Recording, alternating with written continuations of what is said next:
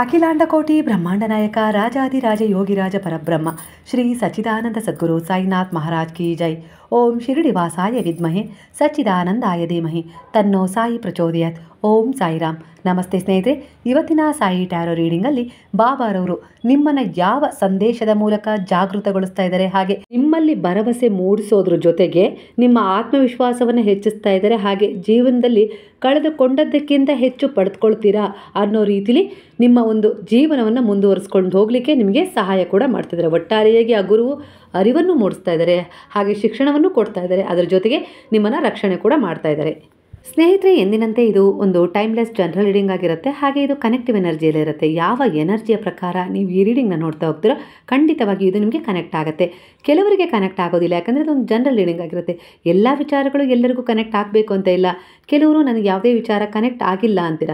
ಅಲ್ಲಿಗೆ ಇಲ್ಲಿ ಬಾಬಾರವರ ಒಂದು ಆಶೀರ್ವಾದ ನಿಮ್ಮ ಮೇಲೆ ಸಂಪೂರ್ಣವಾಗಿ ಇದೆ ಅನ್ನುವ ವಿಚಾರನೂ ಕೂಡ ಕನೆಕ್ಟ್ ಆಗಲ್ವಾ. ಕೆಲವರ ವಿಚಾರ ಅಂದರೆ ಏನೇನೋ ವಿಚಾರಗಳು ಬರ್ತವೆ ಅಂತೇಳಿ ರೀಡಿಂಗ್ ಅಂದಮೇಲೆ ಅಲ್ಲಿ ಕೆಲವರಿಗೆ ವಿಚಾರಗಳು ರೆಸಿನೆಂಟ್ ಆಗ್ತವೆ, ಇನ್ನು ಕೆಲವರಿಗೆ ವಿಚಾರಗಳು ರೆಸಿನೆಂಟ್ ಆಗೋದಿಲ್ಲ.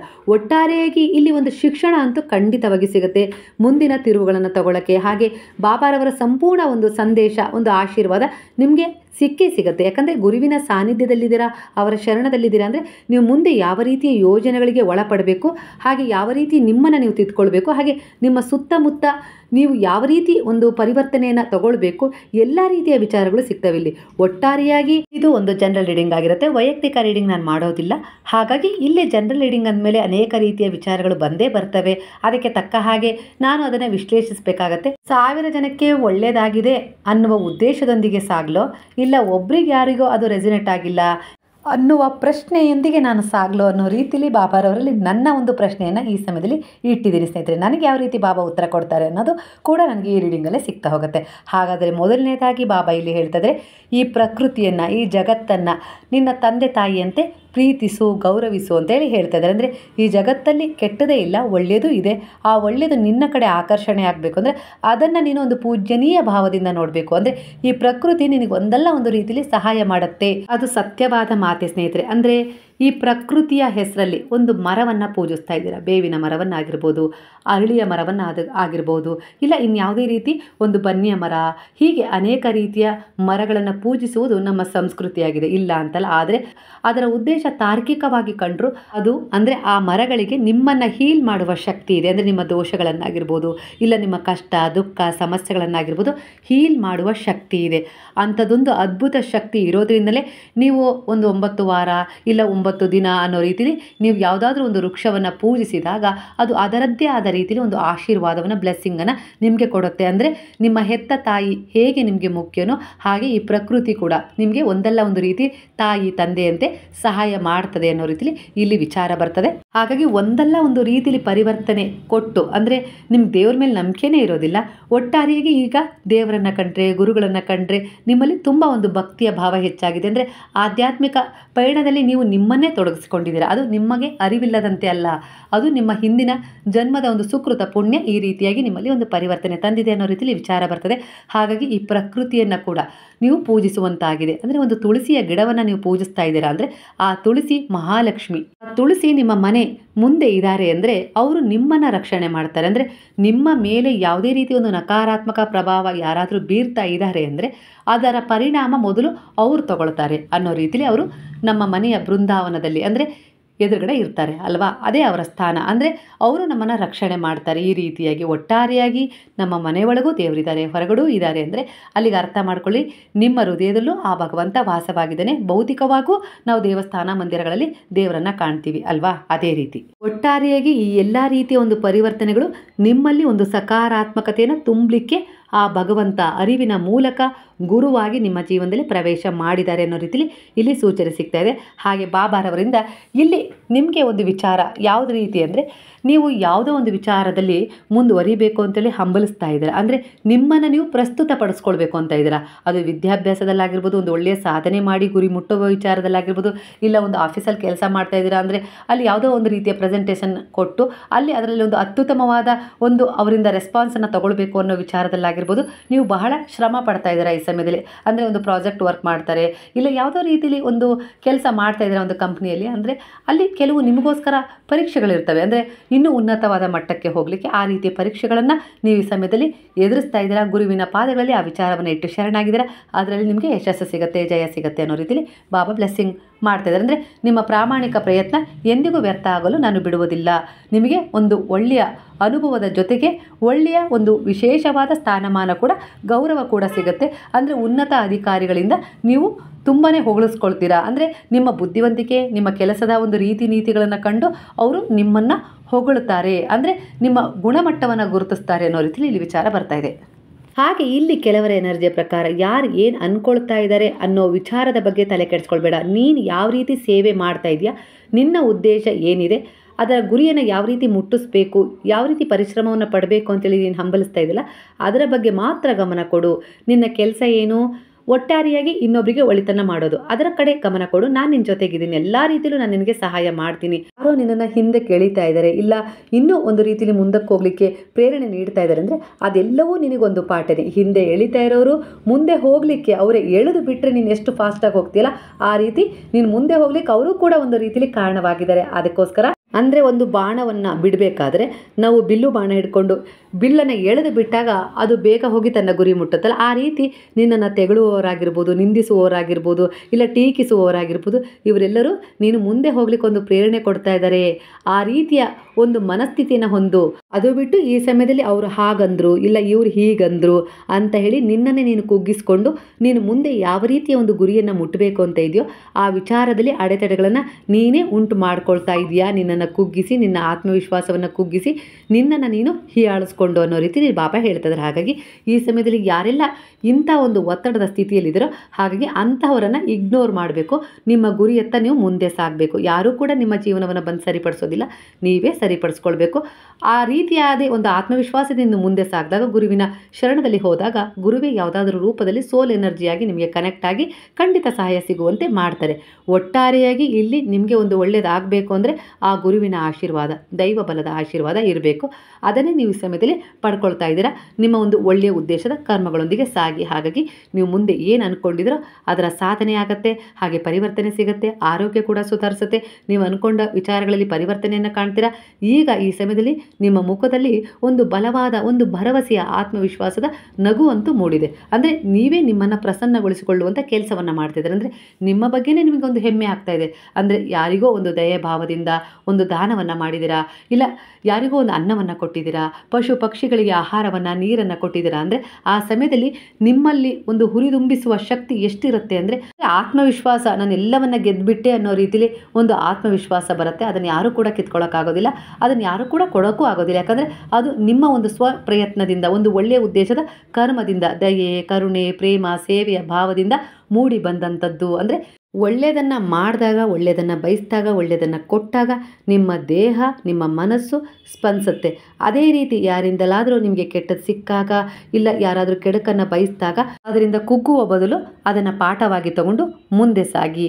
ಈ ರೀತಿಯಾಗಿ ನೀವು ಪರಿವರ್ತನೆ ಆದಾಗ, ಅಂದರೆ ಸಂತೋಷ ಬಂದಾಗ ಹಿಗ್ಗೋದಿಲ್ಲ, ದುಃಖ ಬಂದಾಗ ಕುಗ್ಗೋದಿಲ್ಲ, ಸಮಾನವಾಗಿ ನಿಮ್ಮ ಮನಸ್ಥಿತಿ ನಿಮಗೆ ಸ್ಪಂದಿಸುತ್ತೆ ಅನ್ನೋ ರೀತಿಯಲ್ಲಿ ಬಾಬಾ ಹೇಳ್ತಿದ್ದಾರೆ. ಅಂದರೆ ನಿಮ್ಮಲ್ಲಿ ಒಂದು ಪರಿವರ್ತನೆ ಕಂಡುಕೊಂಡು ನೀವೊಂದು ಉನ್ನತವಾದ ಒಂದು ಸ್ಥಾನಮಾನಕ್ಕೆ ಹೋದರೆ ಯಾವುದೇ ಕಾರಣಕ್ಕೂ ಅಹಂಕಾರವನ್ನು ಅದನ್ನು ಪಡಬೇಡಿ ಅನ್ನೋ ರೀತಿಯಲ್ಲಿ ಇಲ್ಲಿ ಗುರು ನಿಮಗೆ ಎಚ್ಚರಿಸ್ತಾ ಇದ್ದಾರೆ. ಹಾಗೆ ಇಲ್ಲಿ ನೋಡಿ ಬಾಬಾ ಹೇಳ್ತಿದ್ದಾರೆ, ನೀವು ಮಾಡಿದ ಒಂದು ಸೇವೆ, ಪ್ರಾಣಿ ಪಕ್ಷಿಗಳಿಗೆ ಆಗಿರ್ಬೋದು, ನಿಸ್ಸಾಯಕರಿಗೆ ಆಗಿರ್ಬೋದು, ಮರಗಿಡಗಳಿಗೆ ಆಗಿರ್ಬೋದು, ನೀವು ಕೊಟ್ಟ ಸೇವೆಯಿಂದ ಈ ಸಮಯದಲ್ಲಿ ಪ್ರಕೃತಿ ಪ್ರಸನ್ನವಾಗಿದೆ. ಹಾಗಾಗಿ ನೀವು ಕೆಲವು ಒಂದು ಕೆಟ್ಟ ಜನರ ಒಂದು ವರ್ತನೆಯನ್ನಾಗಿರ್ಬೋದು, ಅವ್ರು ಮಾಡಿದ ಒಂದು ನೋವಾಗಿರ್ಬೋದು, ಇಲ್ಲ ಅವ್ರು ಯಾವುದೇ ರೀತಿಯಲ್ಲಿ ನಿಮಗೊಂದು ದುಃಖ ಕೊಟ್ಟಿದ್ದಾರೆ ಅಂದರೆ ಅವುಗಳನ್ನು, ಆ ವಿಚಾರಗಳನ್ನು ಇಗ್ನೋರ್ ಮಾಡಿ. ಅಂದರೆ ಹಿಂದೆ ನಿಮ್ಮ ತಪ್ಪು ನಿರ್ಧಾರಗಳಿಂದ ಆದ ಒಂದು ಕಹಿ ಘಟನೆಗಳನ್ನು ಕೂಡ ನೀವು ಇಗ್ನೋರ್ ಮಾಡಿ. ಅಂದರೆ ಮುಂದೆ ಹೋಗಲಿಕ್ಕೆ ಅವು ಪಾಠವ ಆಗಿರಬೇಕಷ್ಟೇ, ಅದು ಬಿಟ್ಟು ಅವು ನಿಮ್ಮನ್ನು ಕುಗ್ಗಿಸುವಂತಿರಬಾರ್ದು ಅನ್ನೋ ರೀತಿಯಲ್ಲಿ ಬಾಬಾ ಎಚ್ಚರಿಸ್ತಾ ಇದ್ದಾರೆ. ಹಾಗೆ ಇಲ್ಲಿ ಬಾಬಾ ಇನ್ನೊಂದು ಮಾತನ್ನು ಹೇಳ್ತಿದ್ದಾರೆ, ನಂಬಬೇಕು, ನಂಬಾರ್ದು ಅಂತಲ್ಲ ಯಾರನ್ನೇ ಆಗಲಿ.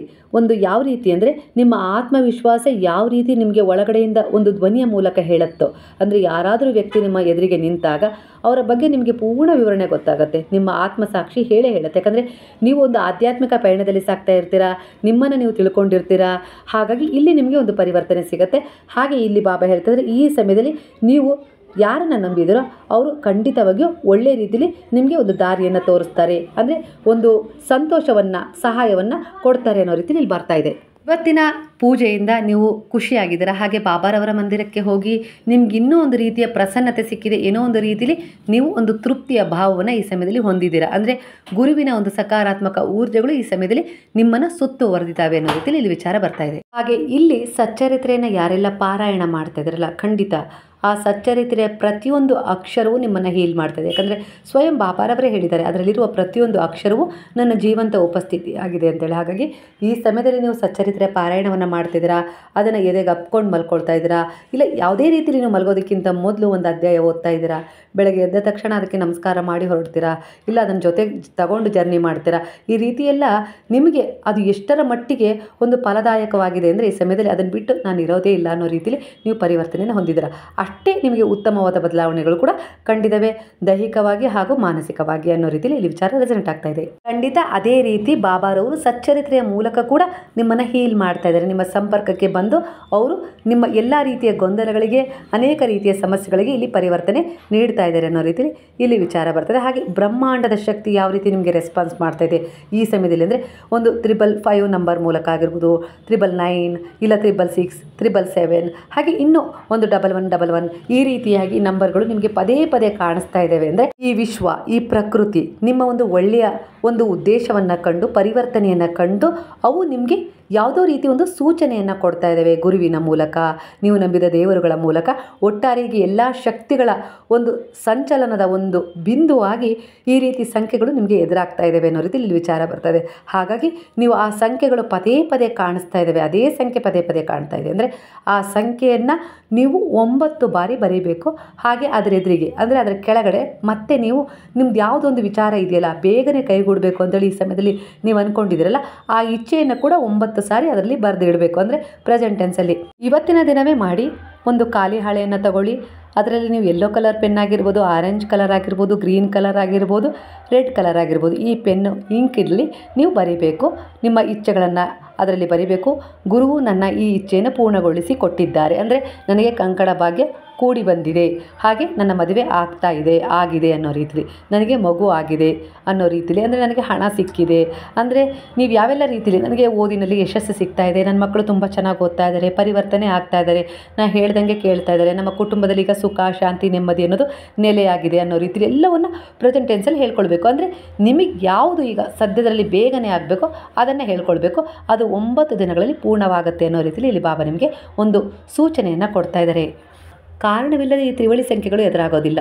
ವಿಶ್ವದ ಒಂದು ಸಂಕೇತವಿದು ನಿಮ್ಮ ಒಂದು ಒಳ್ಳೆಯ ಕರ್ಮದ ಉದ್ದೇಶಕ್ಕಾಗಿ. ಹಾಗಾಗಿ ಈ ಸಮಯದಲ್ಲಿ ನಿಮಗೆ ಈ ರೀತಿಯ ಸಂಖ್ಯೆಗಳು, ಅದು ಗಾಡಿ ಮೇಲಾಗಿರ್ಬೋದು, ಇಲ್ಲ ಬಸ್ ಮೇಲಾಗಿರ್ಬೋದು, ಇಲ್ಲಿ ಯಾವುದೇ ರೀತಿ ಒಂದು ಪ್ರಯಾಣ ಮಾಡಬೇಕಾರಾಗಿರ್ಬೋದು, ಇಲ್ಲ ಮಕ್ಕಳಿಗೆ ಓದಿಸ್ಬೇಕಾದ್ರೆ ಆ ಪುಸ್ತಕದಲ್ಲಾಗಿರ್ಬೋದು, ಇಲ್ಲ ನೀವು ಸಮಯ ನೋಡಿದಾಗ ಅದೇ ಸಮಯ ಅಲ್ಲಿ ಬಂದಿರೋದಾಗಿರ್ಬೋದು, ಪುಸ್ತಕ ತೆರೆದಾಗ ಅಲ್ಲಿ ನೀವು ಕಂಡದ್ದಾಗಿರ್ಬೋದು, ಒಟ್ಟಾರೆಯಾಗಿ ಆ ಸಂಖ್ಯೆಗಳು ನಿಮ್ಮನ್ನು ಬಹಳ ಆಕರ್ಷಣೆ ಮಾಡ್ತಾ ಇದ್ದಾವೆ. ಅಂದರೆ ನೀನು ಏನು ಕೇಳ್ತೀಯೋ ಅದನ್ನು ನಾನು ನಿನಗೆ ಕೈಗೂಡಿಸ್ತೀನಿ ಅನ್ನೋ ರೀತಿಯಲ್ಲಿ ಅವು ನಿಮಗೆ ಒಂದು ಸೂಚನೆ ಕೊಡ್ತಾಯಿದೆ, ಸನ್ನೆ ಮಾಡ್ತಿದೆ. ಹಾಗಾಗಿ ಈ ಸಮಯದಲ್ಲಿ ನೀವು ಏನು ಬಯಸ್ತಾ ಇದ್ರೋ ರೀತಿಯಾಗಿ ಬರೆದು ಆ ಸಂಖ್ಯೆಯನ್ನು ಮನಸ್ಸಲ್ಲಿ ಮೂಡಿಸ್ಕೊಂಡು, ಅಂದರೆ ನೀವು ಕಣ್ಮುಚ್ಚಿ ನೋಡಿದಾಗ ಆ ಸಂಖ್ಯೆ ಕಾಣ್ತಾ ಇದೆ ಅನ್ನೋ ರೀತಿಯಲ್ಲಿ ನೆನಪು ಮಾಡಿಕೊಂಡು ನೀವೇನು ಅದರ ಕೆಳಗೆ ಬರೀಬೇಕು ಅಂತ ಇದ್ದೀರ ನಿಮ್ಮ ಇಚ್ಛೆ, ಅಂದರೆ ಅದು ಪ್ರೇಮದ ಇಚ್ಛೆನೇ ಆಗಿರ್ಬೋದು, ಇಲ್ಲ ಒಂದು ಸಾಲ ತೀರುವ ಇಚ್ಛೆ ಆಗಿರ್ಬೋದು, ಬ್ಯಾಂಕ್ ಲೋನ್ ಆಗೋದಾಗಿರ್ಬೋದು, ಇಲ್ಲ ಮಕ್ಕಳ ಪರಿವರ್ತನೆ ವಿಚಾರದಲ್ಲಾಗಿರ್ಬೋದು, ಒಟ್ಟಾರೆಯಾಗಿ ನೀವೇನೆಲ್ಲ ಒಂದು ಕನಸನ್ನು ಇಟ್ಕೊಂಡಿದ್ದೀರಿ, ಇಲ್ಲ ಒಂದು ಸಮಸ್ಯೆಯಿಂದ ಹೊರಗೆ ಬರೋದಾಗಿರ್ಬೋದು, ಒಟ್ಟಾರೆಯಾಗಿ ನೀವು ಅದರ ಕೆಳಗಡೆ ಏನು ಬರೀತಿರೋ, ಅಂದರೆ ನಾನು ಈ ಸಮಸ್ಯೆಯಿಂದ ಇವತ್ತಿಗೆ ಹೊರಗೆ ಬಂದೆ ಆ ರೀತಿಯಾಗಿ.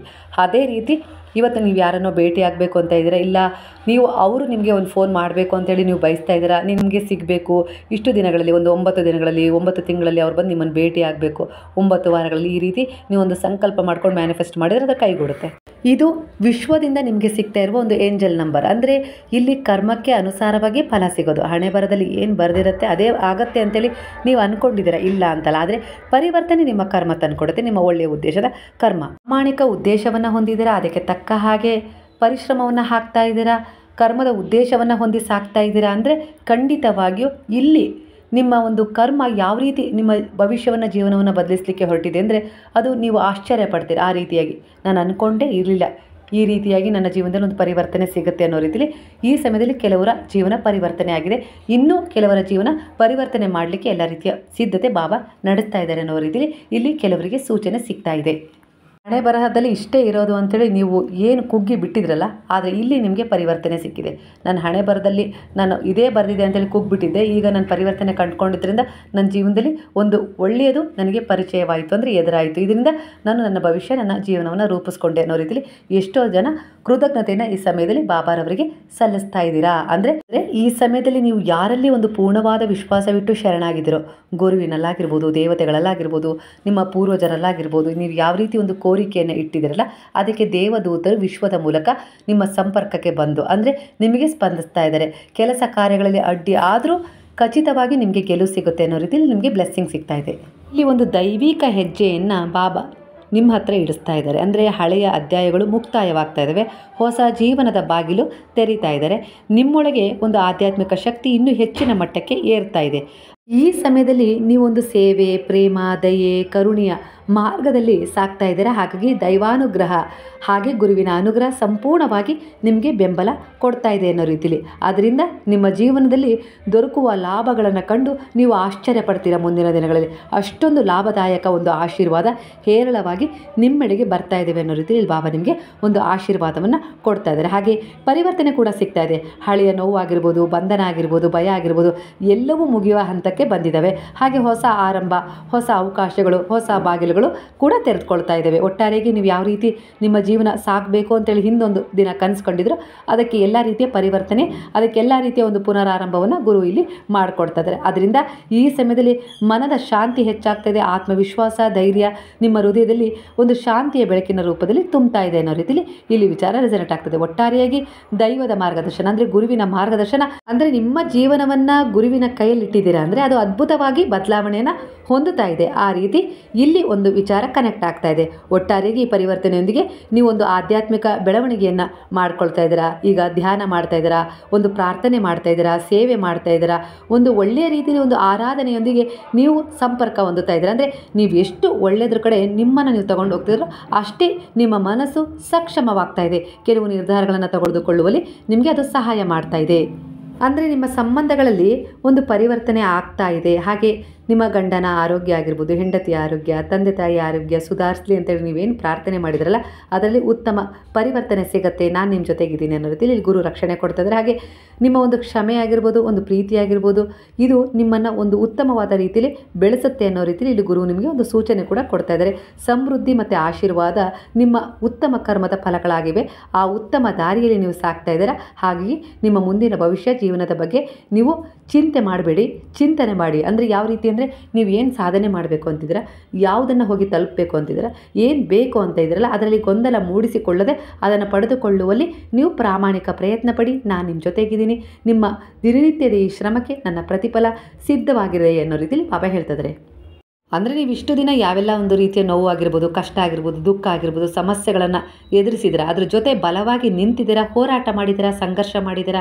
ನನ್ನ ಜೊತೆ ನನ್ನ ಗುರು ಇದ್ದಾರೆ, ನಾನು ಪಡ್ತಾ ಇರುವ ಶ್ರಮಕ್ಕೆ ಒಂದಲ್ಲ ಒಂದು ರೀತಿಯಲ್ಲಿ ಪ್ರತಿಫಲ ಸಿಕ್ಕೇ ಸಿಗುತ್ತೆ, ಮುಂದೊಂದಿರ ನನ್ನ ಬದಲಾವಣೆಯನ್ನು ಕಾಣ್ತೀನಿ ಅಂತ ಹೇಳಿ ನೀವೇನು ಒಂದು ನಂಬಿಕೆಯನ್ನು ಇಟ್ಕೊಂಡಿದ್ರಲ್ಲ, ಖಂಡಿತವಾಗಿ ಆ ನಂಬಿಕೆಯನ್ನು ಗೆಲ್ಲಿಸ್ತಾ ಇದ್ದಾರೆ. ಅಂದರೆ ಆ ಎಲ್ಲ ಸಮಸ್ಯೆಗಳನ್ನು ಒಂದು ಮುಗಿಯುವ ಹಂತಕ್ಕೆ ತಂದಿದ್ದಾರೆ ಗುರು. ಆ ನಂಬಿಕೆಯಲ್ಲಿ ಮುಂದೆ ಸಾಗಿ ಹೊಸ ಬೆಳಕು, ಹೊಸ ದಾರಿ, ಹೊಸ ಜೀವನ ನಿಮ್ಮ ಕಡೆಗೆ ಬರ್ತಾ ಇದೆ. ಹಳೆಯ ಭಾರವನ್ನು ಬಿಟ್ಟುಬಿಡಿ. ಅಂದರೆ ಗುರು ಹೇಳ್ತಾ ಇದ್ದಾರೆ, ನನ್ನ ಪಾದಗಳಲ್ಲಿ ಅವುಗಳನ್ನು ಬಿಟ್ಟು ನಂಬಿಕೆ ಇಟ್ಟು ಮುಂದುವರಿಯಿರಿ ಅಂತ ಹೇಳಿ ಇಲ್ಲಿ ಬಾಬಾ ನಿಮಗೆ ಬ್ಲೆಸ್ ಮಾಡ್ತಾ ಇದ್ದಾರೆ. ಈ ಸಮಯದಲ್ಲೂ ನಿಮ್ಮ ಮನದಲ್ಲಿ ಮೂಡಿರುವ ಕೆಲವು ಟಾಕ್ಸಿನ್ ವಿಚಾರಗಳನ್ನು ಹೊರಗೆ ಹಾಕಬೇಕು. ವಿಷಕಾರಿ ವಿಚಾರ ಅಂದರೆ ಸಂದೇಹಕ್ಕಿಂತ ವಿಷಕಾರಿ ವಿಚಾರ ಬೇರೆ ಯಾವುದೂ ಇಲ್ಲ ಅಲ್ವಾ.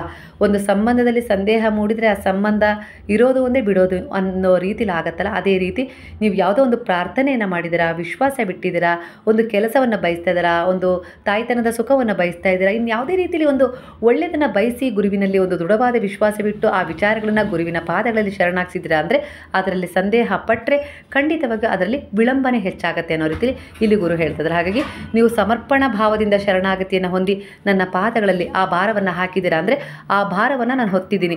ಆ ವಿಶ್ವಾಸ ನಿಮಗಿದ್ರೆ ಖಂಡಿತವಾಗಿಯೂ ಅದು ಒಂದು ಫಲದ ರೂಪದಲ್ಲಿ, ಉಡುಗೊರೆಯ ರೂಪದಲ್ಲಿ ನಿಮ್ಮ ಬಳಿ ನಾನು ಆದಷ್ಟು ಬೇಗನೆ ಕಳಿಸ್ಕೊಡ್ತೀನಿ ಅನ್ನೋ ರೀತಿಯಲ್ಲಿ ಬಾಬಾ ಹೇಳ್ತಾ ಇದ್ದಾರೆ. ಈ ಸಮಯದಲ್ಲಿ ಕೆಲವರು ಹಳೆಯ ಕಳವಳವನ್ನು ಬಿಟ್ಟು ಹಗುರವಾಗಿದ್ದೀರಾ, ಅಂದರೆ ಬದುಕುವ ಒಂದು ಹೊಸ ದಾರಿಯನ್ನು ಕಂಡುಕೊಂಡಿದ್ದೀರಾ ಅನ್ನೋ ರೀತಿಲಿ ಇಲ್ಲಿ ವಿಚಾರ ರೆಸನೆಂಟ್ ಆಗ್ತಾ ಇದೆ. ಅದರ ಮೇಲೆ ವಿಶ್ವಾಸ ಇರಲಿ ಅಂತೇಳಿ ಇಲ್ಲಿ ಗುರು ನಿಮಗೆ ಮತ್ತೊಮ್ಮೆ ಸೂಚನೆಯನ್ನು ಕೊಡ್ತಾ ಇದ್ದಾರೆ. ಇದರಿಂದ ಏನಾಗುತ್ತೆ ಅಂದರೆ ಹೊಸ ಅವಕಾಶಗಳು, ಅಂದರೆ ಕೆಲಸ, ಶಿಕ್ಷಣ, ಹಣಕಾಸು ಅಥವಾ ಜೀವನದ ಹೊಸ ದಾರಿಗಳು ತೆರೆದುಕೊಳ್ಳುತ್ತವೆ. ಹಳೆಯ ತಡೆಗಳು ಅಂದರೆ ತೆರವುಗೊಳ್ಳುತ್ತವೆ ಅನ್ನೋ ರೀತಿಲಿ ಬಾಬಾ ಹೇಳ್ತಾ ಇದ್ದಾರೆ. ಹಾಗಾಗಿ ಕೆಲವು ಸಂಬಂಧಗಳಲ್ಲಿ ಬದಲಾವಣೆ ಸಿಗುತ್ತೆ. ಸ್ನೇಹಿತರಾಗಿರ್ಬೋದು, ಕುಟುಂಬದವರಾಗಿರ್ಬೋದು ಅಥವಾ ಪ್ರೀತಿಯ ಸಂಬಂಧಗಳಲ್ಲಿ ಹೊಸ ಒಂದು ಸಮಜಾಯಿಷಿ ದೊರೆಯುತ್ತೆ.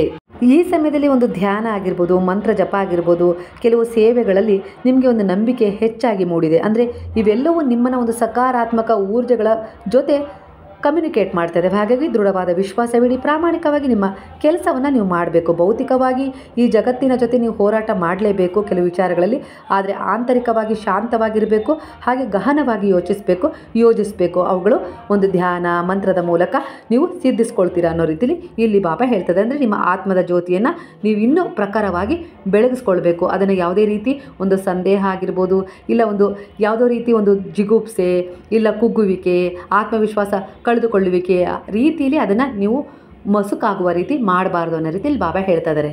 ಬಹಳ ವರ್ಷಗಳಿಂದ ಆಗಿರ್ಬೋದು, ಇಲ್ಲ ಕೆಲವೇ ವರ್ಷಗಳಿಂದ ಆಗಿರ್ಬೋದು, ಕೆಲವೇ ದಿನಗಳಿಂದ ಆಗಿರ್ಬೋದು, ತಾಳ್ಮೆಯಿಂದ ಕಾಯ್ತಾ ಇದ್ದ ಒಂದು ವಿಷಯದಲ್ಲಿ ನಿರ್ಧಾರವನ್ನು ಕೈಗೊಳ್ಳುವ ಸಮಯ ಬಂದಿದೆ. ನಿಮ್ಮೊಳಗೆ ಆ ಧೈರ್ಯ ಹೆಚ್ಚುತ್ತಾ ಇದೆ, ಆತ್ಮವಿಶ್ವಾಸ ಹೆಚ್ಚುತ್ತಾ ಇದೆ, ಅದಕ್ಕೆ ಒಂದು ದಾರಿ ಕೂಡ ಸಿಗ್ತಾ ಇದೆ. ಹಾಗಾಗಿ ಈ ಸಮಯದಲ್ಲಿ ನೀವು ಅದರಲ್ಲಿ ಪರಿವರ್ತನೆಯನ್ನು ಕಂಡುಕೊಳ್ತೀರಾ. ನೀವು ಅನುಭವಿಸಿದ ಕತ್ತಲೆಯ ಸಮಯ ಮುಗಿಯುತ್ತೆ. ಅಂದರೆ ಈ ಸಮಯದಲ್ಲಿ ನಿಮ್ಮ ಒಂದು ಒಳ್ಳೆಯ ಕರ್ಮದ ಉದ್ದೇಶಗಳಾಗಿರ್ಬೋದು, ನಿಮ್ಮನ್ನು ಯಾವ ರೀತಿ ಪರಿವರ್ತನೆಗೆ ತಗೊಂಡು ಹೋಗ್ತಾ ಇದ್ದೇವೆ ಅಂದರೆ, ಈಗ ನಿಮ್ಮ ಜೀವನದಲ್ಲಿ ಬೆಳಕಿನ ದಾರಿ ತಾನಾಗಿಯೇ ತೆರೆಕೊಳ್ತಾ ಇದೆ. ದೈವದ ನಂಬಿಕೆ ಅಂದರೆ ಗುರುವಿನಲ್ಲಿ ನೀವು ಇಟ್ಟಿರುವ ಒಂದು ದೃಢವಾದ ನಂಬಿಕೆ ನೀವು ಧೈರ್ಯದಿಂದ ಹೆಜ್ಜೆ ಹಾಕಲಿಕ್ಕೆ ಸಹಾಯ ಮಾಡ್ತಿದೆ. ನಿಮ್ಮ ಕನಸುಗಳು ನನಸಾಗಲು ಕಾಲ ಹತ್ತಿರ ಬರ್ತಾ ಇದೆ ಅನ್ನೋ ರೀತಿಲಿ ಇಲ್ಲಿ ಗುರುವು ನಿಮಗೆ ಒಂದು ಬ್ಲೆಸ್ಸಿಂಗನ್ನು ಕೊಡ್ತಾ ಇದ್ದಾರೆ. ನೀವು ಹಿಂದೆ ತುಂಬ ಕೋಪಗೊಳ್ತಾ ಇದ್ದೀರಾ, ಆದರೆ ಈಗ ಈ ಸಮಯದಲ್ಲಿ ಕೋಪ ನಿಯಂತ್ರಣದಲ್ಲಿದೆ. ಅಂದರೆ ನೀವು ಶಾಂತವಾಗಿ ಯೋಚಿಸಲಿಕ್ಕೆ ಶುರು ಮಾಡಿದ್ದೀರಾ. ಇದರಿಂದ ನಿಮ್ಮ ಮನಸ್ಸು ದೈಹಿಕವಾಗಿ ಮಾನಸಿಕವಾಗಿ ಒಂದು ರೀತಿಯ ಪರಿವರ್ತನೆಯನ್ನು ಪಡ್ಕೊಂಡಿದೆ. ಅಂದರೆ ಹೊಸ ಗುರಿಯನ್ನು ನೀವು ಹೊಂದಲಿಕ್ಕೆ, ಅಂದರೆ ನಿಮ್ಮ ಕನಸುಗಳನ್ನು ನನಸು ಮಾಡ್ಕೊಳ್ಳೋಕ್ಕೆ ಎಲ್ಲ ರೀತಿಯಲ್ಲಿ ಒಂದು ಹೊಸ ಮಾರ್ಗಗಳು ನಿಮ್ಮ ಎದುರಿಗೆ ತೆರೆದುಕೊಳ್ತಾ ಇದ್ದಾವೆ. ಆ ರೀತಿಯ ಅನುಭವ ನಿಮಗೆ ಆಗ್ತಾ ಇದೆ. ಜೀವನದಲ್ಲಿರುವ ಒಂದು ಅಡೆತಡೆಗಳನ್ನು ನೀವು ಧೈರ್ಯದಿಂದ ಎದುರಿಸಿ ವಿಜಯವನ್ನು ಖಂಡಿತವಾಗಿ ಸಾಧಿಸ್ತೀರಾ ಅನ್ನೋ ರೀತಿಯಲ್ಲಿ ಇಲ್ಲಿ ಬಾಬಾ ನಿಮಗೆ ಹೇಳ್ತಾ ಇದ್ದಾರೆ. ನಿಮ್ಮ ಸಂಬಂಧಗಳಲ್ಲಿ ಏನೊಂದು ಹಳೆಯ ವಿಚಾರದಲ್ಲಿ ಒಂದು ಭಿನ್ನಾಭಿಪ್ರಾಯಗಳು ಇದ್ವಲ್ಲ, ಅವುಗಳು ನಿವಾರಣೆ ಆಗ್ತವೆ. ಹೊಸ ಒಂದು ಬಾಂಧವ್ಯ ಬಲವಾಗುತ್ತೆ. ಅಂದರೆ ಪರಿವರ್ತನೆ ಜಗದ ನಿಯಮವಾಗಿ ನೀವು ಕೆಲವು ತಪ್ಪುಗಳನ್ನು ಅರ್ಥ ಮಾಡಿಕೊಂಡು ಬದಲಾವಣೆಯನ್ನು, ಅಂದರೆ ಭಿನ್ನಾಭಿಪ್ರಾಯಗಳನ್ನು ದೂರ ಇಟ್ಟು, ಅಂದರೆ ಮೂರನೇ ವ್ಯಕ್ತಿ ಪ್ರವೇಶದಿಂದ ಆ ಭಿನ್ನಾಭಿಪ್ರಾಯಗಳು ನಿಮ್ಮ ಸಂಬಂಧದಲ್ಲಿ ಉಂಟಾಗಿತ್ತು, ಅವರನ್ನೇ ಈಗ ದೂರ ಮಾಡಿ ನಿಮ್ಮನ್ನೇ ನೀವು ಅರ್ಥಕೊಳ್ಳುವಲ್ಲಿ, ಅಂದರೆ ನಾವು ಬೇರೆಯವರಿಗೋಸ್ಕರ ನಾವ್ಯಾಕೆ ನಮ್ಮ ಜೀವನ ಹಾಳು ಮಾಡ್ಕೊಳ್ಳೋಣ ಅನ್ನೋ ರೀತಿಯಲ್ಲಿ ಪರಿವರ್ತನೆಗೊಂಡಿದ್ದೀರಾ ಅನ್ನೋ ರೀತಿಯಲ್ಲಿ. ಅಂದರೆ ನಿಮ್ಮೊಳಗೆ ಒಂದು ಶಕ್ತಿ ಜಾಗೃತ ಆಗ್ತಾ ಇದೆ ಅಂದರೆ ಅದು ಗುರುವಿನ ಶಕ್ತಿಯೊಂದಿಗೆ ನಿಮ್ಮ ಶಕ್ತಿ ಕನೆಕ್ಟ್ ಆಗಿದೆ. ಹಾಗಾಗಿ ಇಲ್ಲಿ ನಿಮ್ಮಲ್ಲಿ ಒಂದು ಪರಿವರ್ತನೆ ಈ ಸಮಯದಲ್ಲಿ ಮೂಡಿದೆ. ಹಾಗೆ ನಿಮ್ಮವರಲ್ಲೂ ಕೂಡ ನಿಮ್ಮ ಪ್ರಾರ್ಥನೆಯ ಮೂಲಕ ಆ ಶಕ್ತಿ ಮೂಡಿದೆ ಅನ್ನೋ ರೀತಿಯಲ್ಲಿ ವಿಚಾರ ಬರ್ತಾ ಇದೆ. ನಿಮ್ಮ ಜೀವನದಲ್ಲಿ ನಿಮ್ಮ ಅತಿ ದೊಡ್ಡ ಶಕ್ತಿ ಏನಾಗಿದೆ ಗೊತ್ತಾ? ಅದು ನಿಮ್ಮ ಮನಸ್ಸು. ಅಂದರೆ ನಿಮ್ಮ ಒಂದು ಕಾಳಜಿಯ ವ್ಯಕ್ತಿತ್ವ, ಹಾಗೆ ಭಾವನೆಗಳ ಅಳತೆ. ಅಂದರೆ ನೀವೊಂದು ದಯೆಯ, ಪ್ರೀತಿಯ, ಪ್ರೇಮದ ಭಾವನೆಯನ್ನು ಹೊಂದಿದ್ದೀರಾ. ಅದನ್ನು ನಿಮ್ಮ ಕುಟುಂಬಕ್ಕೆ ಹಂಚುತ್ತಾ ಇದ್ದೀರಾ, ಒಂದು ಮಮತೆಯ ರೀತಿ ಅನ್ನೋ ರೀತಿಯಲ್ಲಿ ವಿಚಾರ ಬರ್ತದೆ. ಸ್ನೇಹಿತರೆ, ಇವತ್ತು ನಮ್ಮೂರಲ್ಲಿ ಗಣಪತಿ ಬಿಡ್ತಾ ಇದ್ರು. ಬೆಳಗ್ಗೆಯಿಂದ ನಾನು ಇಷ್ಟೋ ತನಕ ಕಾದೆ, ಆದರೂ ಕೂಡ ನನಗೆ ಈ ರೀಡಿಂಗ್ ಮಾಡಬೇಕಾದ್ರೆ ಅದರ ಹಾಡುಗಳು ನಿಮಗೆ ಕೇಳಿಸ್ತಾ ಇದೆ. ಅಂದರೆ ಅವ್ರು ಇವತ್ತು ಯಾವುದೇ ಕಾರಣಕ್ಕೂ ಆ ಗಣಪತಿ ಏನು ಹಾಡು ಹಾಕಿದ್ರಲ್ಲ ಅದು ನಿಲ್ಲೇ ಇಲ್ಲ, ಅಂದರೆ ನಿಲ್ಲಿಸಲೇ ಇಲ್ಲ. ಆ ರೀತಿಯಾಗಿ ಬೆಳಗ್ಗೆಯಿಂದ ಮೆರವಣಿಗೆ ಮಾಡ್ತಾನೇ ಇದ್ದಾರೆ. ನಾವು ಸೆಂಟ್ರಲ್ಲಿರೋದ್ರಿಂದ ನಮಗದು ಸುತ್ತುವರೆದು ನಮ್ಮನ್ನೇ ಸುತ್ತುವರಿತಾ ಇದ್ದಾರೆ. ಹಾಗಾಗಿ ಸೌಂಡ್ ಕೂಡ ಈ ರೀಡಿಂಗಲ್ಲಿ ನಿಮಗೆ ಕೇಳಿಸ್ತಾ ಇದೆ. ನಿಮಗೇನಾದರೂ ತೊಂದರೆ ಆಗಿದ್ದರೆ ಕ್ಷಮಿಸ್ಬಿಡ್ರಿ. ನಿಮ್ಮ ಒಂದು ಪ್ರಾರ್ಥನೆಯಿಂದ, ಹಾಗೆ ನಿಮ್ಮ ಒಂದು ನಿಸ್ವಾರ್ಥತೆಯಿಂದ, ಅಂದರೆ ನಮ್ಮ ಕುಟುಂಬದಲ್ಲಿ ಸಂತೋಷ ಇರಬೇಕು ಅನ್ನುವ ಒಂದು ಸಮರ್ಪಣಾ ಭಾವದ ವ್ಯಕ್ತಿತ್ವದಿಂದ ನಿಮ್ಮ ಕುಟುಂಬದಲ್ಲಿ ಈ ಸಮಯದಲ್ಲಿ ಒಂದು ಸಾಮರಸ್ಯ ಮೂಡ್ತಾ ಇದೆ. ಅಂದರೆ ಶಾಂತಿ ಹೆಚ್ಚಾಗ್ತಾ ಇದೆ. ಅಂದರೆ ಯಾವುದೇ ರೀತಿ ಜಗಳಗಳು ಆಗಬಾರ್ದು ಅನ್ನೋ ರೀತಿಲಿ ನೀವೇ ಮನೆಯಲ್ಲಿ ಶಾಂತಿಯನ್ನು ನೆಲೆಗೊಳ್ಳುವಂತೆ ಮಾಡಿದ್ದೀರ. ಇದು ಕೂಡ ಒಂದು ಅದ್ಭುತವಾದ ಸಮರ್ಪಣಾ ಭಾವ. ಇದರ ಕರ್ಮ ಕೂಡ ನಿಮಗೆ ಫಲದ ರೂಪದಲ್ಲಿ ಸಿಗುತ್ತೆ. ಒಂದು ಹೊಸ ಆದಾಯದ ಮಾರ್ಗಗಳು ತೆರೆದುಕೊಳ್ತವೆ ನಿಮ್ಮ ಜೀವನದಲ್ಲಿ, ಒಂದು ಹಣಕಾಸಿನ ಬೆಳವಣಿಗೆಯ ರೂಪದಲ್ಲಿ ಅನ್ನೋ ರೀತಿಯಲ್ಲಿ ಇಲ್ಲಿ ವಿಚಾರ ರೆಸೆಂಟ್ ಆಗ್ತದೆ. ಅಂದರೆ ಇದನ್ನು ನೀವು ಆಗಲೇ ಕಂಡುಕೊಂಡಿದ್ದೀರ ಆ ದಾರಿಯನ್ನು. ಆ ದಾರಿಯಲ್ಲಿ ಹಣಕಾಸಿನಲ್ಲಿ ನಿಮಗೆ ಅತ್ಯುತ್ತಮವಾದ ಬೆಳವಣಿಗೆ ಸಿಗುತ್ತೆ. ಹಾಗೆ ಆರೋಗ್ಯದಲ್ಲಿ ಸುಧಾರಣೆ, ಅಂದರೆ ಹಳೆಯ ಸಮಸ್ಯೆಗಳು ಏನು ಆರೋಗ್ಯದ ವಿಚಾರದಲ್ಲಿ ಇದ್ವಲ್ಲ ಅವು ಕಡಿಮೆ ಆಗ್ತವೆ. ಒಟ್ಟಾರೆಯಾಗಿ ಆ ಗುರುವಿನ ಆಶೀರ್ವಾದದಿಂದ ನಿಮಗೆ ಎಲ್ಲ ರೀತಿಯ ಒಂದು ಪರಿವರ್ತನೆ ಸಿಗುತ್ತೆ. ಅಂದರೆ ವೈದ್ಯೋ ನಾರಾಯಣೋ ಹರಿ ಅನ್ನೋ ಹಾಗೆ ಆ ಗುರುವು ನಿಮಗೆ ಎಲ್ಲ ರೀತಿಯಲ್ಲೂ ಸಹಾಯ ಮಾಡ್ತಾರೆ. ನೀವು ಎಲ್ಲಿ ಹೋಗಬೇಕು, ಎಲ್ಲಿ ಚಿಕಿತ್ಸೆ ತಗೊಳ್ಬೇಕು, ಅದರಿಂದ ಹೇಗೆ ಹೊರಗೆ ಬರಬೇಕು, ಎಲ್ಲ ರೀತಿಯಲ್ಲೂ ನೀವು ಅವರ ಪಾದಗಳಲ್ಲಿ ಒಂದು ಶರಣಾಗಿಸಿ ಆ ವಿಚಾರವನ್ನು ಹೋಗ್ತಾ ಇದ್ದೀರಾ ಅಂದರೆ ಅಲ್ಲಿ ನಿಮಗೆ ಒಂದು ಹೊಸ ಸ್ನೇಹ ಆಗಿರ್ಬೋದು, ಒಂದು ಹೊಸ ಬೆಂಬಲದ ರೂಪದಲ್ಲಿ ನಿಮ್ಮ ಜೀವನದಲ್ಲಿ ಒಂದು ಕೆಲವಿಷ್ಟು ಪರಿವರ್ತನೆಗಳು ನಿಮಗೆ ಸಿಗ್ತವೆ ಸಕಾರಾತ್ಮಕವಾಗಿ. ಅಂದರೆ ಒಂದು ನಂಬಿಕಸ್ಥ ವ್ಯಕ್ತಿಗಳು ನಿಮ್ಮ ಜೀವನದಲ್ಲಿ ಪ್ರವೇಶ ಕೂಡ ಮಾಡ್ತಾರೆ ಅನ್ನೋ ರೀತಿಯಲ್ಲಿ ವಿಚಾರ ಬರ್ತದೆ. ಪ್ರೀತಿ ಮತ್ತು ಪ್ರೋತ್ಸಾಹ ನಿಮ್ಮ ಭಾವನೆಗೆ ಒಂದು ಪ್ರತಿಕ್ರಿಯೆ ಸಿಗುವಂತೆ ಮಾಡ್ತಾ ಇದೆ. ಅಂದರೆ ನಿಮ್ಮ ಹೃದಯ ಹಗುರವಾಗುತ್ತೆ. ಹಾಗಾಗಿ ಇಲ್ಲಿ ನೀವು ಸೃಜನಾತ್ಮಕವಾಗಿ ವರ್ತಿಸಬೇಕು ಅಂತ ಇಲ್ಲಿ ಗುರು ಹೇಳ್ತಿದ್ದಾರೆ. ಅಂದರೆ ನಿಮ್ಮ ಕಲ್ಪನೆ, ನಿಮ್ಮ ಪ್ರತಿಭೆಗೆ ಹೊಸ ದಾರಿ ಸಿಗುತ್ತೆ. ಅಂದರೆ ಇವೆಲ್ಲದಕ್ಕೂ ಒಂದು ಆಧ್ಯಾತ್ಮಿಕ ಪಯಣದಲ್ಲಿ ನೀವು ಸಾಕ್ತಾ ಇದ್ದೀರಲ್ಲ, ಒಂದು ಪ್ರಾರ್ಥನೆ ಮಾಡೋದಾಗಿರ್ಬೋದು, ಧ್ಯಾನ, ಒಂದು ಪೂಜೆ, ಒಂದು ಸೇವೆ, ಅದ್ರ ಜೊತೆಗೆ ನಿಮ್ಮ ಪ್ರಾಮಾಣಿಕ ಪ್ರಯತ್ನ ನಿಮ್ಮ ಕೆಲಸದಲ್ಲಿ, ಅವೆಲ್ಲವೂ ನಿಮ್ಮನ್ನು ದೈಹಿಕವಾಗಿ, ಆಂತರಿಕವಾಗಿ, ಮಾನಸಿಕವಾಗಿ, ಭೌತಿಕವಾಗಿ ನಿಮ್ಮನ್ನು ಪ್ರಬಲಗೊಳಿಸ್ತಾ ಇದ್ದಾವೆ. ಅಂದರೆ ಇಲ್ಲಿ ಬಾಬಾ ನಿಮ್ಗೆ ಹೇಳ್ತಿದ್ರೆ, ನೀವು ಮಾಡಿದ ಪ್ರಾರ್ಥನೆಯ ಫಲ ನಾನು ಕೊಡ್ತೀನಿ. ಯಾವ ವಿಚಾರವಾಗಿ ನೀವು ಮುಂದುವರಿಬೇಕು ಅಂತಿದ್ರೋ ದೈವಶಕ್ತಿಗಳ ಆಶೀರ್ವಾದ ನಿಮ್ಮೆಡೆಗೆ ಇದೆ. ಹಾಗಾಗಿ ಧೈರ್ಯವಾಗಿ ಮುಂದೆ ಹೆಜ್ಜೆ ಹಾಕಿ ಶಾಂತಿ, ಸಮೃದ್ಧಿ, ಪ್ರೀತಿ ನಿಮ್ಮ ಕಡೆನೇ ಬರ್ತಾ ಇದೆ ಅನ್ನೋ ರೀತಿಯಲ್ಲಿ ಬಾಬಾ ಹೇಳ್ತಾ ಇದ್ದಾರೆ. ಇಲ್ಲಿ ಬಾಬಾ ನಿಮ್ಮ ಶತ್ರುಗಳ ಬಗ್ಗೆ ಯಾವ ರೀತಿಯ ಒಂದು ಸೂಚನೆಯನ್ನು ಕೊಡ್ತಾ ಇದ್ದಾರೆ ಅಂದರೆ, ನಿಮ್ಮ ಜೀವನದಲ್ಲಿ ನಿಮ್ಮ ಶತ್ರುಗಳು, ಹಿತಶತ್ರುಗಳೇ ಆಗಿರ್ಬೋದು, ಇಲ್ಲ ಹೊರಗಿನಿಂದ ಬಂದ ಶತ್ರುಗಳೇ ಆಗಿರ್ಬೋದು, ನಿಮ್ಮ ಶಕ್ತಿ, ನಿಮ್ಮ ಧೈರ್ಯ ಅಂದರೆ ನಿಮ್ಮ ಆತ್ಮವಿಶ್ವಾಸವನ್ನು ಕುಗ್ಗಿಸುವಂತೆ ಮಾಡ್ತಾ ಇದ್ದಾರೆ. ಅಂದರೆ ತಡೆ ಹಿಡಿಲಿಕ್ಕೆ, ನಿಮ್ಮ ಪ್ರಗತಿಯನ್ನು ತಡೆ ಹಿಡಿಲಿಕ್ಕೆ ಅವರು ಪ್ರಯತ್ನಿಸ್ತಾ ಇದ್ದಾರೆ. ಆದರೆ ನೆನಪಿಡಿ, ಸತ್ಯ ಮತ್ತು ಧರ್ಮದ ಶಕ್ತಿ ಅಂದರೆ ನಾನೇ ನಿಮ್ಮ ಜೊತೆಗಿದ್ದೀನಿ, ಅದರ ಆಧಾರದ ಮೇಲೆ ನಿಮಗೆ ಪರಿವರ್ತನೆ ಸಿಗುತ್ತೆ ಅನ್ನೋ ರೀತಿಯಲ್ಲಿ ಬಾಬಾ ಹೇಳ್ತಿದ್ದಾರೆ. ನೀವು ಈಗಾಗಲೇ ಬಹಳ ಕಷ್ಟಗಳನ್ನು ಅನುಭವಿಸಿದ್ದೀರ ಅವರಿಂದ, ಅದರ ಪಾಠ ನಿಮ್ಮನ್ನು ಬಲಿಷ್ಠವಾಗಿಸಿದೆ. ಕೆಲವೊಂದು ಸಾರಿ ಶತ್ರುಗಳಂದರೆ ಅದು ಹೊರಗಿನ ಶತ್ರುಗಳಾಗಿರೋದಿಲ್ಲ, ಕೆಲವೊಮ್ಮೆ ನಿಮ್ಮಲ್ಲೇ ಭಯ, ಅಸಹನೆ, ಕುಗ್ಗುವಿಕೆ, ಅಸಮರ್ಥತೆ, ದುರ್ಬಲತೆ, ಅನುಮಾನವೂ ಕೂಡ ಒಂದು ದೊಡ್ಡ ಶತ್ರುವಾಗಿದೆ. ಅವುಗಳನ್ನು ಕೂಡ ಈ ಸಮಯದಲ್ಲಿ ನಿಮ್ಮಿಂದ ನೀವು ಹೊರಗೆ ಹಾಕಬೇಕು ಅನ್ನೋ ರೀತಿಯಲ್ಲಿ ಬಾಬಾ ಹೇಳ್ತಾ ಇದ್ದಾರೆ. ನಿಮ್ಮ ಒಂದು ಚೇತರಿಕೆ ಆಗಿರ್ಬೋದು, ಪ್ರಗತಿ ಆಗಿರ್ಬೋದು, ಯಾರ ಮುಂದೆ ಕೈ ಚಾಚದೆ ನೀವೊಂದು ಒಳ್ಳೆಯ ರೀತಿಯಲ್ಲಿ ಸರಳವಾಗಿ ಬಾಳ್ತಾ ಇರುವ ವಿಚಾರವನ್ನು ಕಂಡು ಕೆಲವರು ಅಸೂಹೆ ಪಟ್ಟು ನಿಮ್ಮ ಮೇಲೆ ಒಂದು ಶತ್ರುತ್ವವನ್ನು ಸಾಧಿಸ್ತಾ ಇದ್ದರೂ ಕೂಡ ಈ ಸಮಯದಲ್ಲಿ ನಿಮ್ಮ ಆತ್ಮಶಕ್ತಿ, ನಿಮ್ಮ ಪ್ರಾರ್ಥನೆ, ನಿಮ್ಮ ಧರ್ಮದ ಮಾರ್ಗದ ಮೇಲೆ ಅವರ ಪ್ರಭಾವ ಯಾವುದೇ ರೀತಿ ಕೆಲಸ ಮಾಡೋದಿಲ್ಲ ಅನ್ನೋ ರೀತಿಯಲ್ಲಿ ಬಾಬಾ ಹೇಳ್ತಿದ್ದಾರೆ. ಅಂದರೆ ದೈವ ರಕ್ಷಣೆಯ ಕವಚ ನಿಮ್ಮ ಸುತ್ತ ಒಂದು ಗುರುವಿನ ಆಶೀರ್ವಾದದ ರೂಪದಲ್ಲಿ ನಿಂತಿದೆ. ಅಂದರೆ ಕವಚವೇ ಇದೆ ನಿಮ್ಮ ಸುತ್ತ. ಅದು ನಿಮ್ಮ ಶತ್ರುಗಳ ಕಣ್ಣು, ನುಡಿಯಾಗಿರ್ಬೋದು, ಕರ್ಮ ಆಗಿರ್ಬೋದು, ಎಲ್ಲವನ್ನ ನಿಮ್ಮ ಕಡೆ ತಲುಪದಂತೆ ತಡೆಯುತ್ತೆ ಅನ್ನೋ ರೀತಿಯಲ್ಲಿ ಇಲ್ಲಿ ಬಾಬಾ ನಿಮಗೆ ಬ್ಲೆಸ್ಸಿಂಗ್ ಕೊಡ್ತಿದ್ದಾರೆ. ಹಾಗೆ ಶತ್ರುಗಳಿಗೆ ಎಷ್ಟೇ ಬಲಿಷ್ಠರಂತೆ ಕಂಡರೂ ಅವರು ನಿಮ್ಮ ಜೀವನವನ್ನು ನಾಶ ಮಾಡಲು ಶಕ್ತರಲ್ಲ. ಯಾಕಂದರೆ ನಿಮ್ಮೊಳಗೆ ನಾನೇ ಇದ್ದೇನೆ. ಅಂದರೆ ನೀವು ಯಾವ ರೀತಿ ನನ್ನಲ್ಲಿ ಒಂದು ಸಮರ್ಪಣೆಯಾಗಿದ್ದೀರೋ, ಒಂದು ಪ್ರಾರ್ಥನೆ ಮಾಡ್ತಿರೋ, ಪೂಜೆ ಮಾಡ್ತಿರೋ, ಅದೇ ನಿಮಗೆ ಒಂದು ಕವಚವಾಗಿ ಈ ಸಮಯದಲ್ಲಿ ನಿಮ್ಮನ್ನು ರಕ್ಷಣೆ ಮಾಡ್ತಾ ಇದೆ. ಹಾಗಾಗಿ ನೀವು ಒಂದು ಒಳ್ಳೆಯ ಸತ್ಯದ ಮಾರ್ಗದಲ್ಲಿ ನಡೀತಾ ಇದ್ದೀರಾ ಅಂದರೆ ಅದು ನಿಮಗೆ ಬೆಳಕನ್ನೇ ತಂದುಕೊಡುತ್ತೆ, ಬೆಳಕಿನ ರೀತಿಯಲ್ಲಿ ನಿಮ್ಮ ಜೊತೆ ಸದಾ ಇರುತ್ತೆ. ಹಾಗಾಗಿ ಯಾವುದೇ ಒಂದು ವಿಚಾರ ನಿಮ್ಮ ಜೀವನದಲ್ಲಿ ನಿಮಗೆ ಒಂದು ಶತ್ರುತ್ವದ ರೀತಿಯಲ್ಲಿ ಕಾಡ್ತಾ ಇದೆ ಅಂದರೆ ಶತ್ರುಗಳ ಪ್ರಭಾವದ ರೀತಿಯಲ್ಲಿ ಕಾಡ್ತಾ ಇದೆ ಅಂದರೆ ಅದನ್ನು ನಂಬೇಡಿ, ಅದು ತಾತ್ಕಾಲಿಕ, ಅದು ಹಿಂದೆ ಸರಿಯುತ್ತೆ. ಗುರು ನನ್ನ ಜೊತೆಗಿದ್ದಾರೆ ಅನ್ನೋ ರೀತಿಯಲ್ಲಿ ನೀವು ಮುಂದೆ ಹೋಗಿ. ಅಂದರೆ ಶತ್ರುಗಳ ಪ್ರಭಾವ ನಿಮ್ಮ ಮೇಲೆ ಯಾವುದೇ ರೀತಿ ಶಾಶ್ವತವಾಗಿ ಪರಿಣಾಮ ಬೀರೋದಿಲ್ಲ. ಯಾಕಂದರೆ ಈ ಸಮಯದಲ್ಲಿ ದೈವ ಅನುಗ್ರಹ ನಿಮ್ಮ ಮೇಲಿದೆ. ಇವತ್ತು ನನ್ನ ಗಂಟ್ಲು ಕೂಡ ಸ್ವಲ್ಪ ಹದಗೆಟ್ಟಿದೆ. ಅಂದರೆ ನಾನೇನೋ ಒಂದು ಸ್ವಲ್ಪ ಎಣ್ಣೆ ಪದಾರ್ಥವನ್ನು ತಿಂದಿದೆ, ಹಾಗಾಗಿ ಗಂಟ್ಲು ಸ್ವಲ್ಪ ಕಡಿತ ಆಗ್ತಾ ಇದೆ ಸ್ನೇಹಿತರೆ. ನನ್ನ ಧ್ವನಿಯಲ್ಲೂ ಕೂಡ ವ್ಯತ್ಯಾಸ ಆಗಿದೆ, ಹಾಗೆ ವಿಡಿಯೋದಲ್ಲೂ ಕೂಡ ನಿಮಗೆ ವ್ಯತ್ಯಾಸ ಆಗಿರೋದ್ರಿಂದ ಕ್ಷಮೆಯನ್ನು ಬೇಡ್ತಾ ಇದ್ದೀನಿ. ಸ್ನೇಹಿತರೆ, ಇವತ್ತಿನ ಟ್ಯಾರೋ ರೀಡಿಂಗಲ್ಲಿ ಗುರುವಿನ ಈ ಹಿತನುಡಿಗಳು ನಿಮ್ಮ ಜೀವನಕ್ಕೆ ರಿಸಲ್ಟ್ ಆದರೆ ಕೃತಜ್ಞತಾಪೂರ್ವಕವಾಗಿ ಸಾಯಿರಾಮದಲ್ಲಿ ಕಮೆಂಟ್ ಮಾಡಿ. ಹಾಗಾದರೆ ಈಗೆಲ್ಲರೂ ಸೇರಿ ಹೇಳೋಣ, ಹರೇ ರಾಮ ರಾಮ ರಾಮ ಹರೇ ಹರೇ, ಹರೇ ಕೃಷ್ಣ ಕೃಷ್ಣ ಕೃಷ್ಣ ಹರೇ ಹರೇ, ಹರೇ ಸಾಯಿ ಸಾಯಿ ಹರೇ ಹರೇ, ಹರೇ ಬಾಬಾ ಬಾಬಾ ಬಾಬಾ ಹರೇ ಹರೇ, ಹರೇ ದತ್ತ ದತ್ತ ಹರೇ ಹರೇ.